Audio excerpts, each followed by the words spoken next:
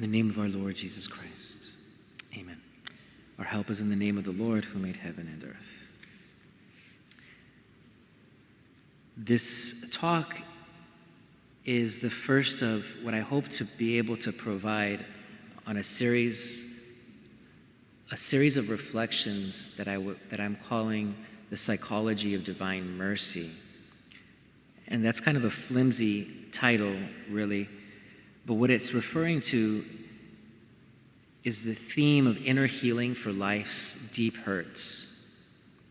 And so my attempt is to try and interweave Christian and Carmelite spirituality of God's merciful love in the way that it relates to our mental, emotional, and relational well-being.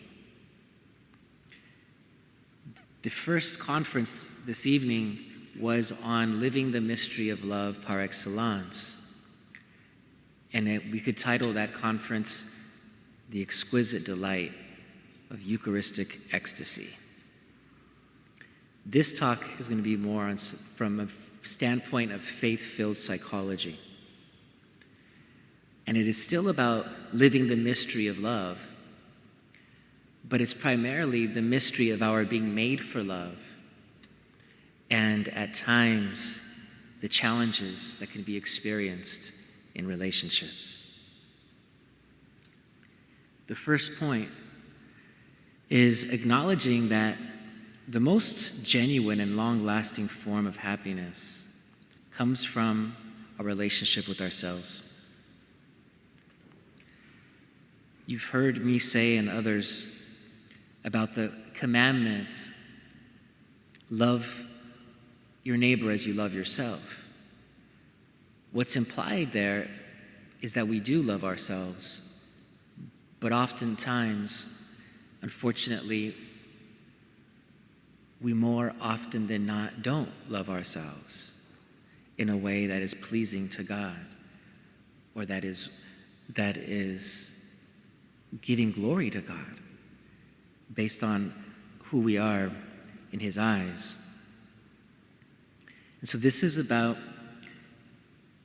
this relationship with ourselves is a foundation in many ways for our ability to grow in agape, in the true love of what it means to lay down our lives for others, that in a way that is not compulsory, or in a sense of feeling forced because I have to, because I'll feel guilty if I don't, but of freely laying down our lives in a spirit of sacrifice that is accepted and embraced with passion and not with compulsion or a lot of these other inhibitions and hang-ups that can oftentimes enter into the picture. And so this is, we're moving to, in talking about this psychology of love, we're looking at eros, romantic love, the love of human relationships, and infatuations and attachment. And we're looking at that as a backdrop and a foundation for agape. The number one core issue when talking about this mystery of our being made for love, the mystery of who we are as being made in God's image and likeness. And remember when St. John the Evangelist says so clearly in his first letter, chapter 4, verse 16, this is the only time in all sacred scripture that we see with this kind of clarity and directness the three words, God is love. And in the Greek, the love that is spoken of is agape. God is agape,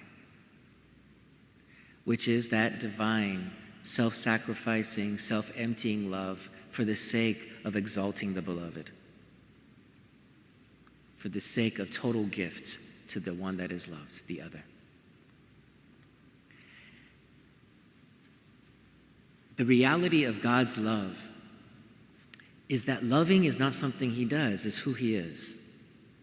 He cannot help but love. because it's his identity. It's his truest essence. And his nature is to love with all of himself, 100%, with all of his being, always. The only difference is on our part as the receivers, on whether or not our heart is opened with an enlarged faith and hope and love. And as we grow in grace and in purification and healing, in being sanctified by the Spirit, it enlarges our capacity to receive this perfect love of God, this total love, and to live in it more fully, and thus share more fully in his divine fullness. This, to live in the agape of the Lord. And so we say God is love. That's the best expression for God, as Pope Benedict XVI said in his first encyclical, which sets the stage and the tone of his whole pontificate and his own spirituality that he's sharing with the church. We are made in the image and likeness of this agape love. And that's why there's no human love that will perfectly satisfy and complete our hearts. Because we're made for unity and completion and perfection in God's love above all else, second to none. Hence the first commandment, have no false gods before me. Jesus says, if you love mother or father, son or daughter, husband or wife more than me, you are not worthy of me. God's love is meant to have preeminent place of supreme excellence, second to none in our heart. And therefore, the greatest commandment is to love God with all our heart, mind, soul, and strength, and not to have any idols, false gods. And a false god is not simply the folly of, things like Santa Muerte or tarot cards or astrology, all these other things that we mentioned of in our last conference. A false god can also be, as we heard in the first reading, money and power and prestige and pleasure. But a false god can be a person, place, or possession. A person. If I only had this type of person in my life, if only this person who is in my life changed and was more like that, then I would be perfectly happy. If only I could fix this person into this to become more like that other person, then I will be satisfied. Only if that person was in my life, then he or she could fix me and my life would be complete. I would be fully satisfied. That's a false god. Place. Once I go to all of these places in the world, on vacation or on pilgrimage, then I will have fulfilled my wishes and my bucket list, and then I will be totally satisfied. Possessions, things. If I have this kind of car, that kind of house, this kind of clothes, this kind of popularity, I will be fully happy. That's all illusion. Those are all idols. They can never fully satisfy. They could be fine in of themselves, without a doubt, as St. John of the Cross so well speaks about in respects to our attachments and the purification of our hearts. It's not the thing in itself that is wrong or evil, the material, place, person, or possession. It's how our heart relates to it that makes the difference on whether or not it's going to help and bless us, or whether or not it's going to limit and close us in on ourselves and on something created. And therefore, as a result of choosing a false god, we end up becoming a false self. And we end up closing our capacity to receive God's fullness, God's gift of himself in the way that he desires to be given. So we're made in the image and likeness of God. We're made for this agape love.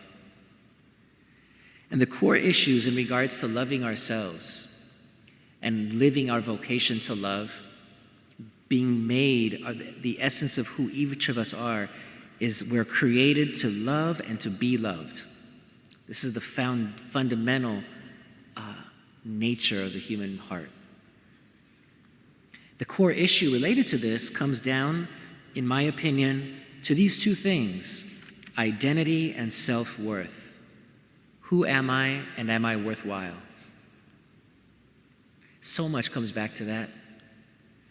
So much in spiritual direction comes back down to that.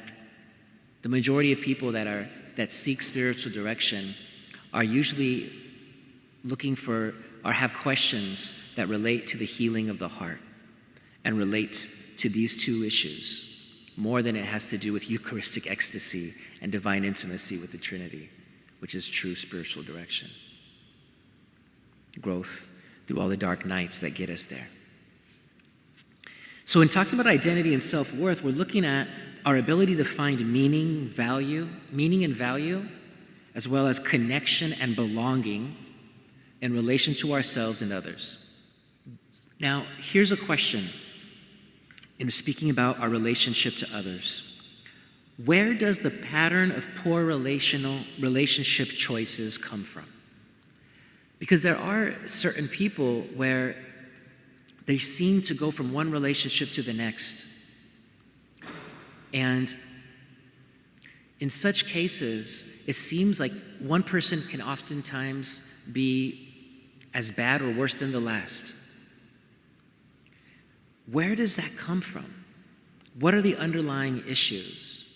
A matter of healing the wounds of childhood.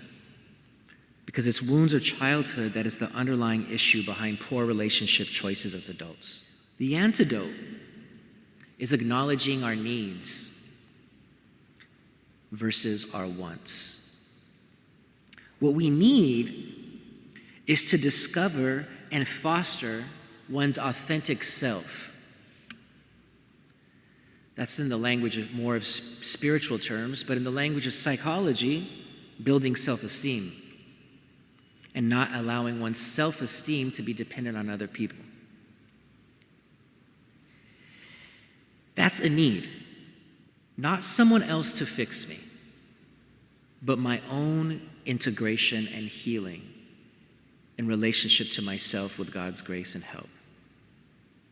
That's a need. A want is romantic love. Romantic love is a want, not a need. A person doesn't need romantic love to feel complete and whole and satisfied as a person. First, let's start with where healthy relationships come from as adults. The basis for healthy adult relationships is the experience of secure attachment in our upbringing. What is a secure attachment? It's the experience of an important primary relationship, like with a parent or caretaker, that is sustained, reliable, meaningful, and it provides an emotional attachment of attunement with another person. A healthy sense of connection and belonging and safety. That's a secure attachment. When a person has experienced this in their upbringing and they've seen it modeled in their parents, then they are ripe to experience and to foster healthy attachments as adults in their friendships as well as romantic relationships.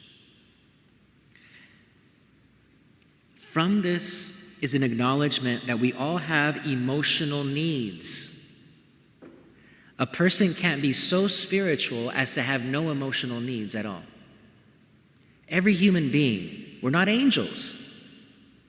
We're human creatures, we're body and soul. We have emotional needs. What are those needs?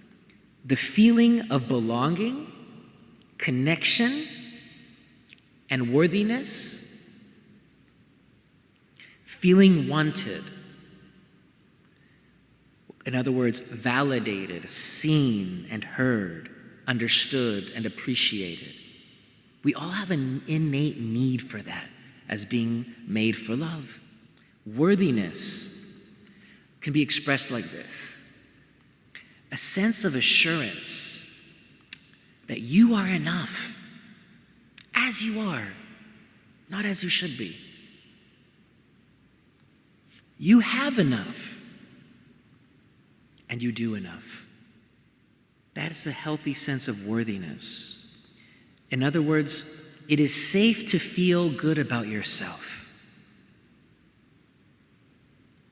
This isn't, I believe, wishy-washy psychology. I think it's just fundamental to the human heart.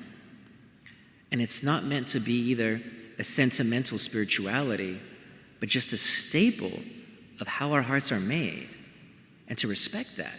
Because if we don't, if we repress it, there's going to be problems. It is safe to feel good about yourself. You are free to express your unique, authentic self. If we didn't feel that in our upbringing, if this wasn't the message that was given to us, certainly not directly, because this is more language that is more contemporary to now, like to, the past 20 years or so. So we wouldn't have necessarily heard this kind of language directly from our parents and caretakers. But if the indirect message, by how they related to us, spoke these values: you belong, you are worthy, you are seen, you are heard, you are enough, you have enough, you do enough, it's safe to express yourself and to be who you are, then you'll have a lot of self-confidence, and potential will be magnified in your capacity for relationship and success as a person. But if we heard a different message, not because our parents or grandparents or caretakers were bad people or evil, no. Because reality is, they passed on what they heard and got. Nobody goes to school on how to be a good mom and dad. Nobody gets a list and a program of what are the things that I say, what are the things I don't say when I'm frustrated and upset when my children aren't doing what they're supposed to. We learn as we go along. And oftentimes we pass on what we were given automatically, including the stuff that hurt us. Without our wanting to and knowing it, we often tend to pass that very thing on. It's an intergenerational chain. Let's look at childhood attachment trauma. When there was a rocky relationship in our upbringing, or not even a rocky relationship, it could simply be like this: my dad was the best person I ever met. I love him, he's my hero. But the reality is, he had to work so much, and because of his career, he had to be away from the house so often that I hardly was able to be with him. And as a result, there's an absence. There was a neglect. There's a hole in my soul. Or the death, the unexpected loss of a parent or caretaker.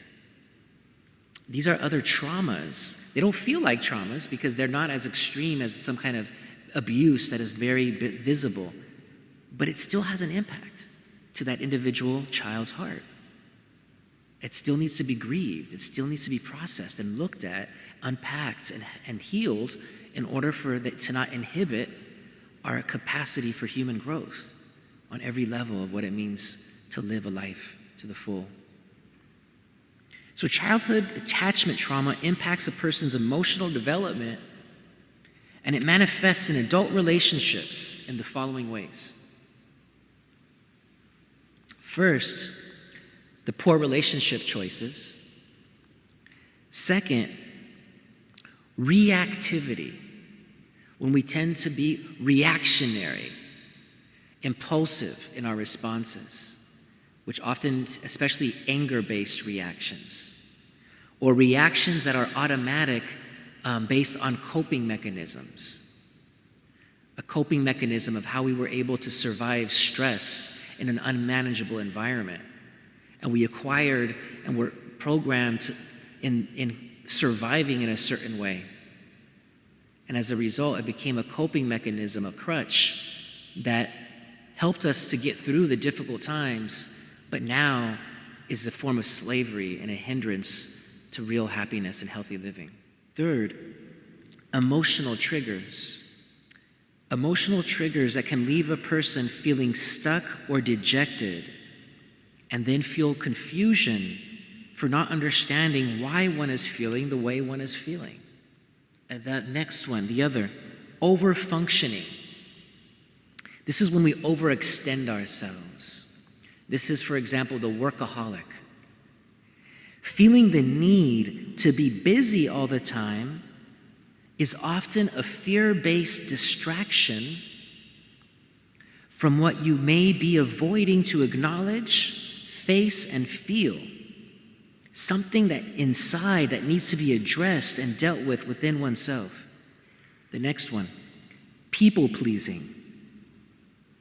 The disease to please happens when we are not raised to know our own value and our own worth. People-pleasing can be fueled by fear of rejection and abandonment, as it was experienced in the past. It can also be fueled by a guilt trip. When one's parents or caretakers use guilt as a weapon to control us and make us do what they wanted us to do for them, and to be who they wanted us to be in order to be approved and not rejected and abandoned. This shame-blame game is, for example, feeling bad and ashamed simply for feeling bad and sad. In other words, you have no right to be sad. It's not good to be sad. If you're sad, you're bad. There's something wrong.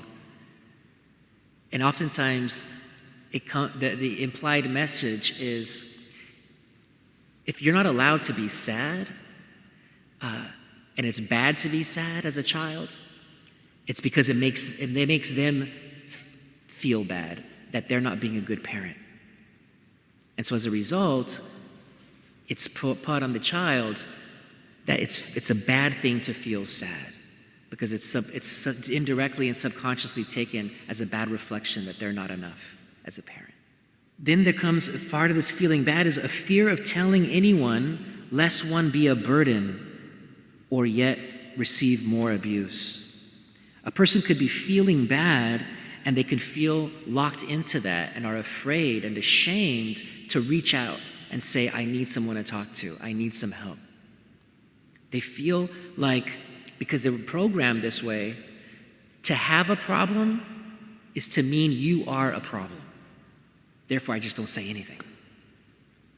Because if I express I have a problem and I'm upset, then I get in trouble. I can't say I have a problem without becoming the problem. Therefore, I just don't say anything. I become mute. And there are some people who have become mute as adults because they were never allowed to express themselves. And as little kids in this kind of environment, what are you taught? Children are to be seen and not heard. Or another one of these things, big boys don't cry. You're not allowed to express your emotions.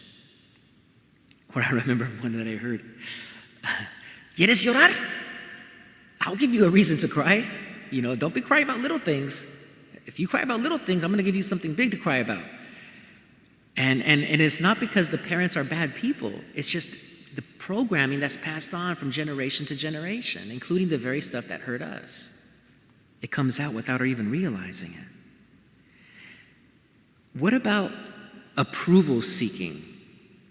This comes from wounded core beliefs about ourselves.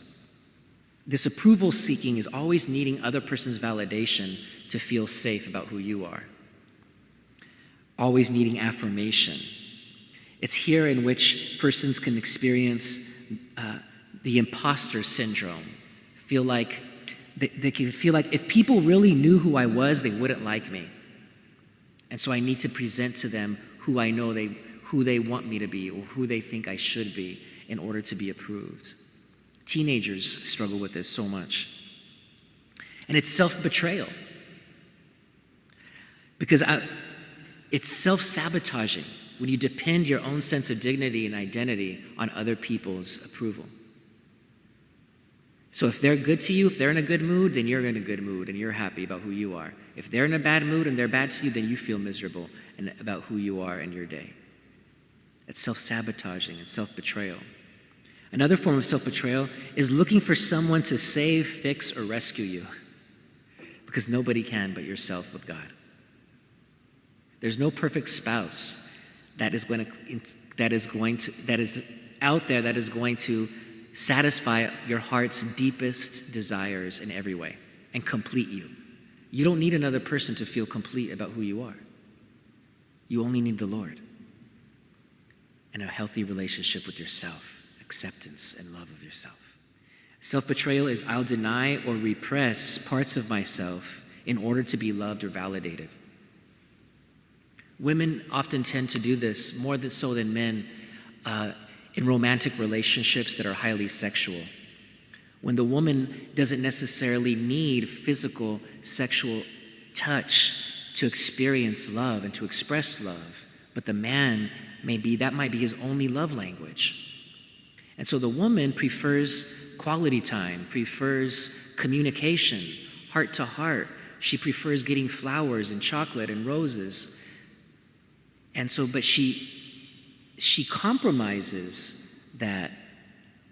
She denies and represses all of those things for the sake of being loved and getting love and some kind of validation, to feel seen. Another expression of this self-betrayal is your feelings don't matter and you don't matter. Actually, that's not self-betrayal. That's the shame and blame game that creates unhealthy, toxic relationships.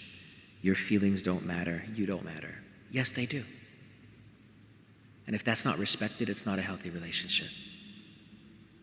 And it's got to go both ways.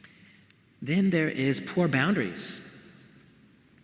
Fear of saying no and feeling guilty about taking time and care of yourself. Feeling guilty about just doing something simple to take care of yourself, when you'd be more than happy and willing and feel fine doing it for anybody else, but the moment you do it for yourself, you feel guilty. That's not coming from God. God doesn't want that for you. Remember, you're to feel safe. The other part is settling, afraid to ask for what you want and just settling for something less than you deserve. And then there's the nervous system dysfunction. So another part of childhood attachment trauma, as impacting a person's emotional development and manifesting in our adult lives, is childhood attachment trauma affects the nervous system. What does that mean? It impacts our brain functioning when in relationships. Therefore, relationships, your connection and belonging to another person, your way of relating to another human being, especially in a significant one, can activate the same part of the brain that is activated with addictions. This is neuroscience. The brain's neural networks are activated through meaningful interpersonal connection. For example, when a parent lovingly touches, holds, kisses, massages, and responds to the needs of his or her child, it causes a chemical reaction in the child's brain that releases a burst of oxytocin, a hormone that produces feelings of affection and attachment. What's the point? The point is, the more you experience the security of this healthy attachment that created a certain wiring of the brain, if there was a lack of that or an inconsistency of it, then as adults, a person can become strongly attached to getting that feeling in relationships with people. And it can have an almost addictive effect on the processes of the brain. You've heard me share, and you've heard, I'm sure, other places, that in China, where you have these large orphanages, not just in China, but in any place where there's a large orphanage of newborn babies, the children that are, and so I'm thinking of the orphanages where the whole room is filled with children that have no parents to hold them and take care of them and suckle them. And though those children might be given all the necessary requirements for their survival, such as food and cleansing and shelter, if they don't have human touch, it will greatly stunt their development and growth as a person. And so this is just expressing from a biological perspective a similar truth. Healing from old patterns of dysfunctional relating is part of the antidote, learning new ways of healthy bonding and changing the architecture of our brain's thinking patterns and attitudes. This is what helps a person to heal. Because past trauma impacts and dysregulates our nervous system well past the event itself and can be triggered. When it is triggered, a person feels disconnected from their true and authentic self, and the world instantly begins to feel unsafe. And a person feels insecure in their own skin and environment. So that's how the nervous system, little bit, again, I'm not an expert on this, take it for what it's worth, but it's interesting things in respects to the healing of our human hearts made for love, or even there's a biological reality to our being made for love. It's knit into the fibers of our being and chemistry and every cell in our body. Another effect of childhood attachment trauma that impacts a person's adult life can also be physical pain. Sometimes a lot of physical sickness comes from childhood trauma. Now, a low self-esteem is the byproduct of a difficult childhood. If a childhood is neglected, this isn't original material here. I'm drawing from an article that I found online, and I'm interjecting my own thoughts. If a child is neglected, abused, or abandoned, they experience a core disruption in their sense of self. Something inside, innate in them, feels interrupted, disintegrated, torn. And oftentimes a child who experiences this and is a victim to it blame themselves as they become older in adulthood without knowing where it's coming from. They blame themselves for the trouble, even if they are dealing with a problem that is obviously that of someone else, such as their parent or their caretaker.